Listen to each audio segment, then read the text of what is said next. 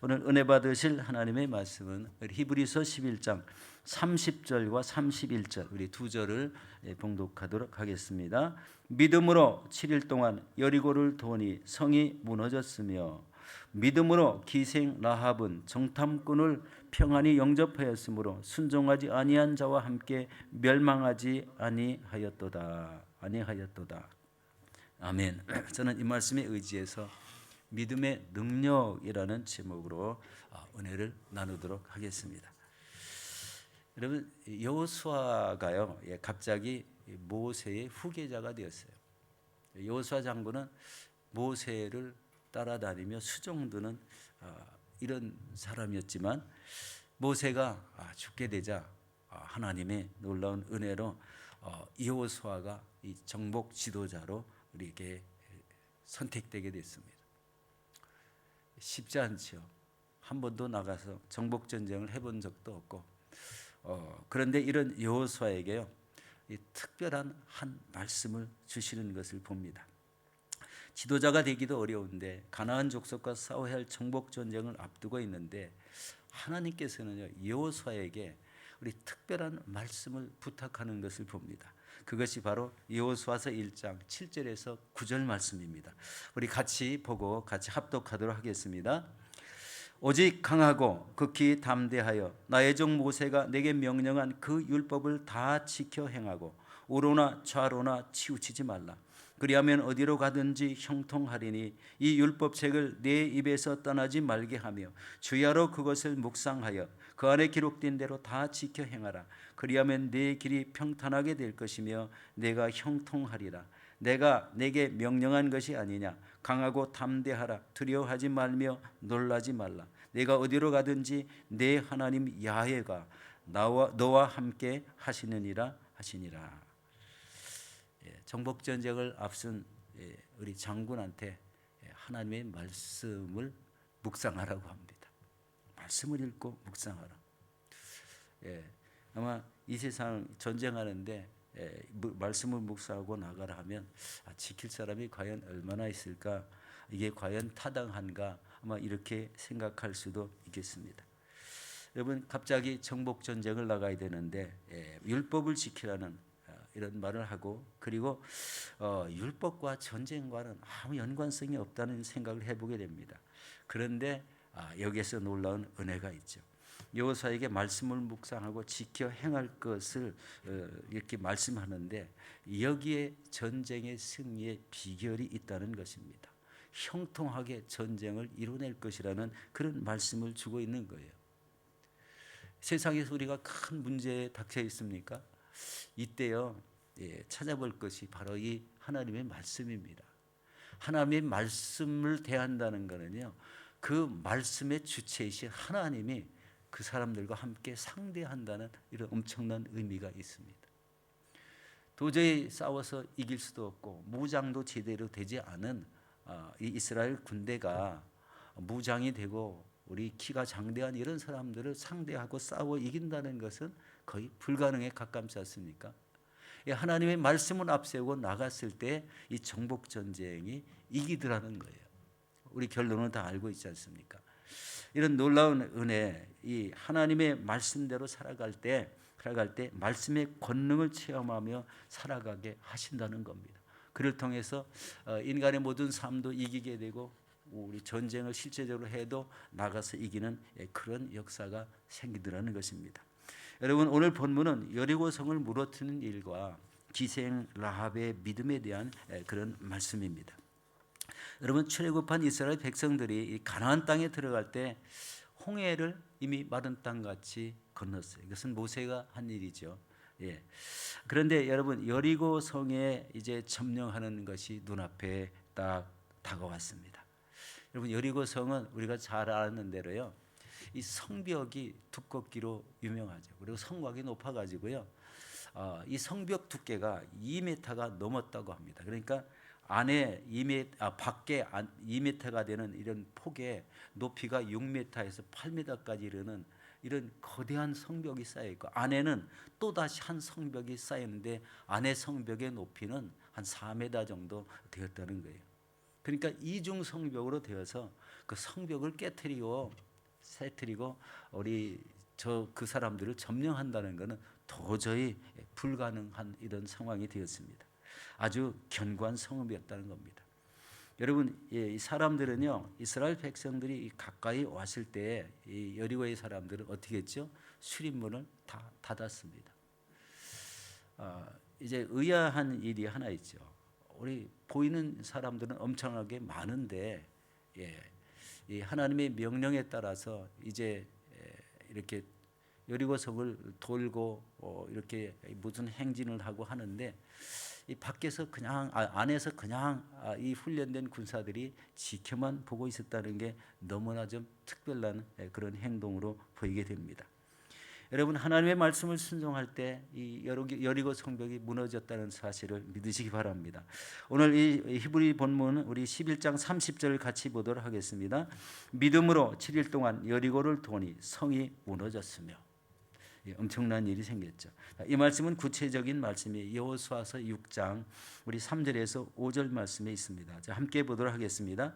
너희 모든 군사는 그 성을 둘러 성 주위를 매일 한 바퀴씩 돌되 엿새 동안 그리하라. 제사장 7은 7 양각 나팔을 잡고 언약궤 앞에서 나갈 것이요, 7째 날에는 그 성을 7번 돌며 그 제사장들은 나팔을 불 것이며, 제사장들이 양각 나팔을 길게 불어 그 나팔 소리가 너에게 들릴 때에는 백성들은 다 큰 소리로 외쳐 부를 것이라. 그리하면 그 성벽이 무너져 내리리니 백성은 각기 앞으로 올라갈지니라 하시매. 우리가 이제 믿음이 없이는 이 말씀을 이해할 수가 없습니다. 우리 하나님 나라는 믿음으로 가는 나라고 모두 다 믿음의 역사입니다. 이것을 못 믿으면요, 우리 앞에 인생길을 막는 이런 여리고 같은 이런 문제들이 해결되지 않는다는 거예요.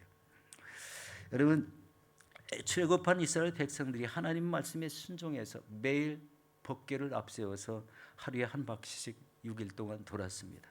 그리고 마지막 날에 7바퀴를 돌았을 때 제사장들이 나팔 소리를 불게 되고 백성들은 일체의 소리를 지르는 순간 그 견고한 성읍이 와르르 다 무너졌다는 데 있습니다. 믿으십니까? 아멘. 이거 믿으셔야 됩니다. 그렇게 실제적으로 무너졌으니까요. 성경에 기록되어 있죠. 여러분, 하나님은 전능하신 하나님이시라는 것을 느끼지 않습니까? 자기 백성을 지키게 하시고 그리고 승리를 이루게 하신다는 거예요. 칼 한 번 휘두르지 않고 그 거대한 여리고 성을 다 무너뜨리고 그리고 일제히 함성을 치르면서 그 성 안으로 진격해 들어가지 않았겠습니까? 놀란 사람들이요, 우리 아무리 칼을 들고 창을 들었어도 상대하지 못했다는 것을 깨닫게 됩니다. 여러분, 여기서 우리가 깨닫고 적용해야 될 것이 무엇일까요?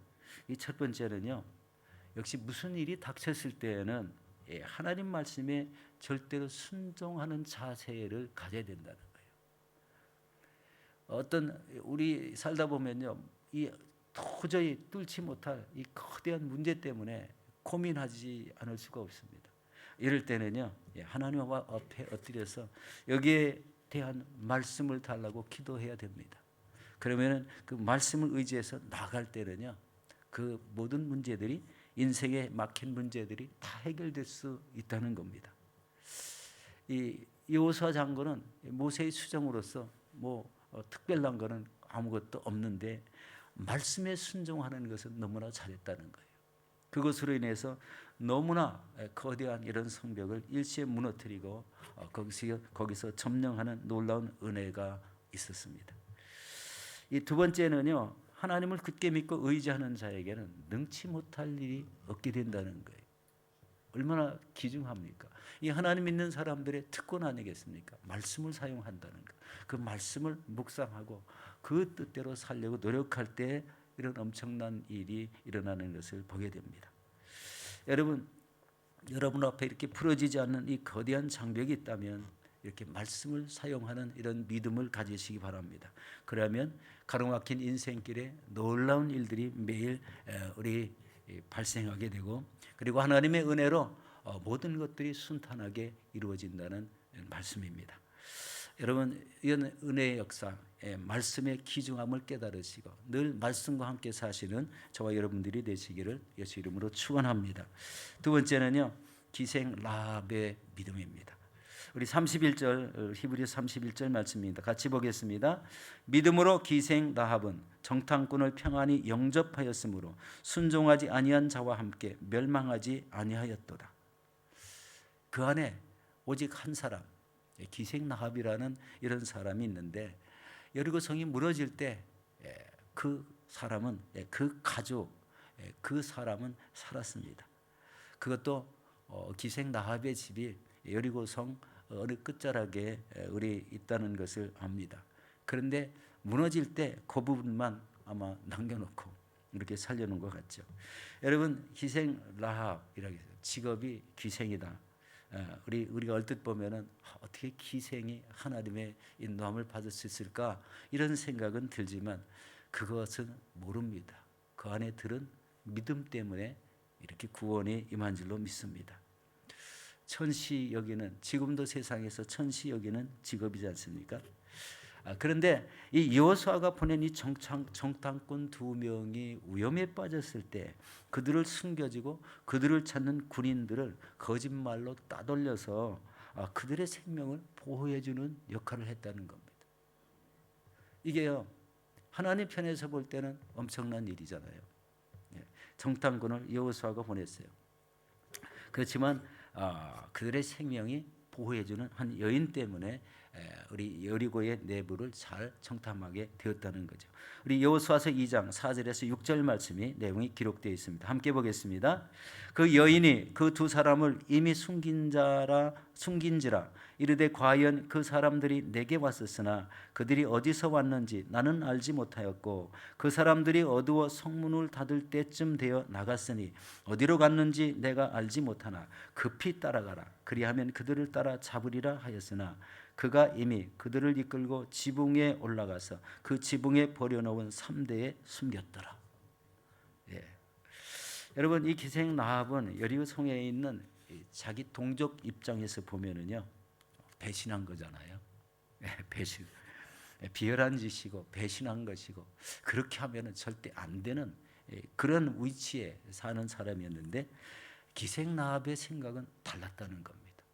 우리가 전혀 생각하지 못하고 예상하지 못하는 그런 일이 라합이라는 여인 속에 하나님의 지식이 있었다는 거예요. 하나님은 전능하신 하나님이고 그를 대적할 자는 이 세상에 아무것도 없다는 이런 믿음을 가졌다는 거예요. 그렇지 않으면 이런 역사를 일으킬 수가 없습니다. 여러분, 이스라엘 백성들이 가나안 땅에 들어오면 이 가나안 족속들이 다 죽을 수밖에 없다는 확신을 가진 데서 생겨난 믿음이라는 거예요. 이 일 후에 이스라엘 민족이 여리고 성을 점령했을 때 자신과 그 가족을 구원해 달라고 이 정탐꾼에게 간청하는 그런 모습이 나옵니다. 우리 여호수아서 2장 12절에서 13절 말씀입니다. 우리 함께 보도록 하겠습니다. 그러므로 이제 청하노니 내가 너희를 선대하였은즉 너희도 내 아버지 집을 선대하도록 내게 맹세하고 증표를 내라. 그리고 나의 부모와 나의 남녀 형제와 그들에 속한 모든 사람을 살려주어 우리의 목숨을 죽음에서 건져내라. 그리고 이제 읽지는 않았지만 우리 여호수아서 2장 21절 끝부분에 보면 그 후 라합은 창문에 붉은 줄을 메어 놓았더라. 여러분, 이 붉은 줄의 의미에 대해서 이 라합이라는 여인이 알았다는 것 같습니다. 여러분, 이스라엘 민족이 출애굽을 할 때 어떤 모습으로 인해서 장자가 살았죠? 유월절 어린 양을 잡아서 문설주 좌우 인방에 피를 발랐을 때 죽음의 사자가 거기서 유월했다. 이 파스 오버를 해서 이스라엘 민족은 다 살고 우리 애굽 사람들은 각 가정에 장자가 다 죽는 역사가 생겼죠. 여러분, 이 기생 라합이 멀리서 그것을 아마 들은지도 모르겠어요. 그렇지만 행동을 보면은요, 하나님이 어떻게 사람을 살리는 방법을 아셨다는 것을 여기서 깨닫게 됩니다. 밧줄을, 그 정탐꾼들을 내보내고 붉은 밧줄을 달아서 증표를 냈다. 이 특이한 행동이지 않습니까? 예수 그리스도의 보혈이 우리를 살린다는 것.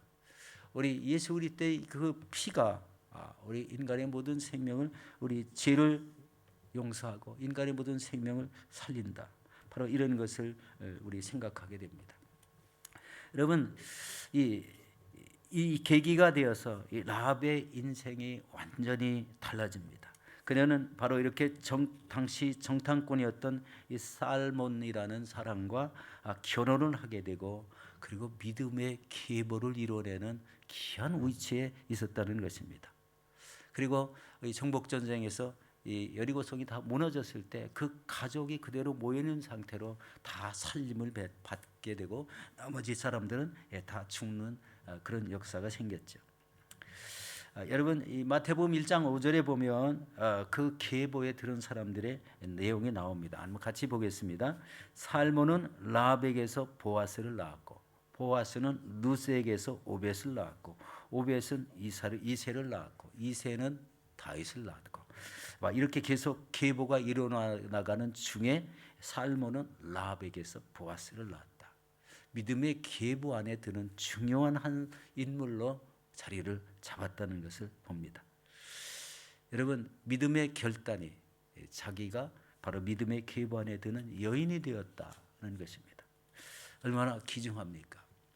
여러분, 믿음의 결단을 하면 이런 은혜의 역사가 생기고, 죽을 것 같은 환경에서도 살림을 받고, 자기 가족만 살아나고, 이 전쟁의 그 와중에, 혼동 중에 그런 은혜의 역사를 체험하게 된 것은 하나님을 믿는 믿음으로 기생 라합이 그 일생을 붙잡고 살았다는 것을 증명하고 있는 것입니다.